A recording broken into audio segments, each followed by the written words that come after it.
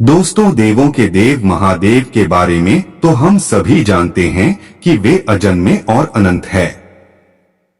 कैलाश पर्वत में उनका निवास है और साथ ही हम सभी यह भी जानते हैं कि उनकी धर्म पत्नी माता पार्वती है। शिव जी के पुत्र कार्तिकेय और श्री गणेश के बारे में भी हम सभी जानते हैं।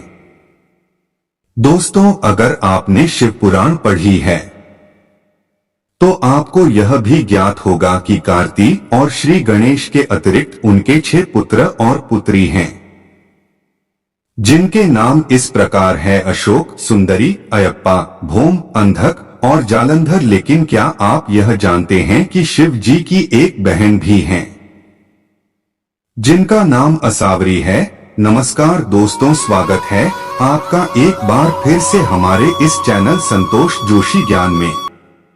दोस्तों, आज हम आपको बताने वाले हैं भगवान महादेव की बहन असावरी की कथा के विषय में। दोस्तों, उससे पहले अगर आप महादेव के सच्चे भक्त हैं तो कमेंट में एक बार हर हर महादेव अवश्य लिख दे। और हाँ, इस कथा को आधा अधूरा छोड़कर न जाए, इसे अंत तक अवश्य देखें क्योंकि यह भगवान शिव की कथा है और हम सभी इस बात को जानते हैं कि शिव कथा सुनने मात्र से भगवान शिव की कृपा सदा बनी रहती है।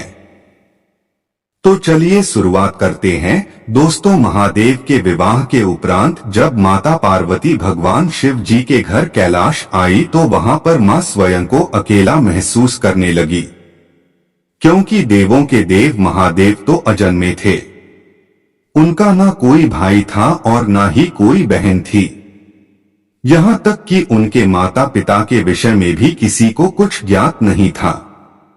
इसी कारण उनकी कोई भी सगे संबंधी नहीं थे। इसी अकेलेपन के कारण माता पार्वती को महसूस होने लगा कि काश उनकी कोई ननद होती जिससे वह बात करके अपने मन को बहला लेती। दूसरी ओर माता पार्वती भली भांति ये भी जानती थी कि शिव जी का तो कोई भी सगा संबंधी नहीं है। इसी कारण से उन्होंने इस चाह को अपने मन में ही दबा लिया।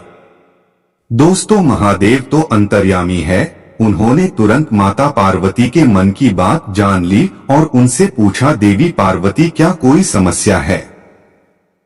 आप सदैव उदास क्यों रहती है? तभी माता पार्वती ने अपने मन की बात शिवजी को बताते हुए कहा, प्रभु, काश मेरी कोई ननद होती जिससे मैं बातें कर सकती और हंसी ठिठोली भी कर सकती। शिवजी ने उत्तर स्वरूप कहा, बस इतनी सी बात, मैं तुम्हारी इच्छा पूरी तो कर दूं और तुम्हारे लिए एक ननद भी ला दूं, लेकिन क्या तुम्हारी उसके साथ बनेगी? तभी माता पार्वती ने उत्तर दिया, क्यों प्रभु, भला मेरी अपनी ननद से क्यों नहीं बनेगी? मैं तो चाहती हूँ ये मेरी कोई ननद हो जिसके साथ मैं बातें करूं, हंसी ठिठोली करूं। शिवजी ने माता पार्वती की बात मानते हुए माया से एक देवी उत्पन्न की जिसका नाम असावरी रखा और कहा, देवी, ये रही आपकी प्यारी सी ननद, अब आप इनके साथ खूब बातें करिए। माता पार्वती अपनी ननद असावरी को देखकर बहुत प्रसन्न हुई।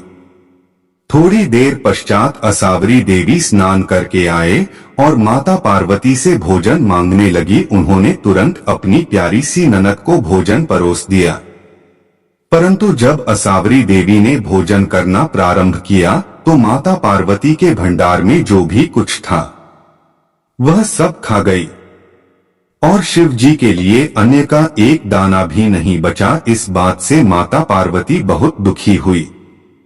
असावरी देवी स्वभाव से थोड़ी चुलबुली थी। एक दिन की बात है, जब माता पार्वती ने उन्हें पहनने के लिए वस्त्र दिए तो असावरी देवी को भी छोटे पड़ गई क्योंकि वह थोड़ी मोटी थी।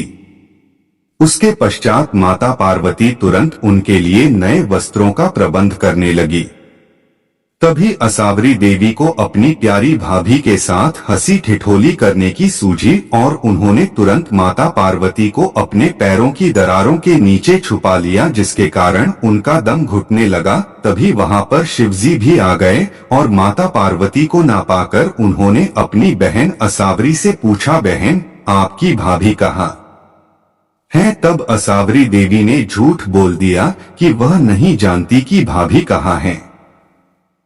इतना कहकर असावरी जोर जोर से हंसने लगती हैं। शिवजी तुरंत समझ गए कि ये असावरी की ठिठोली है। उन्होंने ही माता पार्वती के साथ कोई शरारत की है। उसके बाद असावरी देवी ने अपना पैर जमीन पर जोर से पटका और उनके पैर की दरार में से माता पार्वती बाहर आ गई। अपनी प्यारी ननद की ऐसी ठिठोली से माता पार्वती बहुत क्रोधित हुई और तुरंत उन्होंने शिवजी से कहा, हे प्रभु, कृपा करके मेरी नंद को शीघ्र ही ससुराल भेजने की कृपा करिए। मुझसे बहुत बड़ी भूल हो गई थी कि मैंने एक नंद की कामना की। मां पार्वती जी की बात सुनकर शिवजी ने तुरंत बहन असावरी देवी को कैलाश पर्वत से विदा कर दिया। दोस्तों, क्या आप महादेव के बहन के बारे में पहले से जानते थे? तो हमें कमेंट में जरूर बताएं।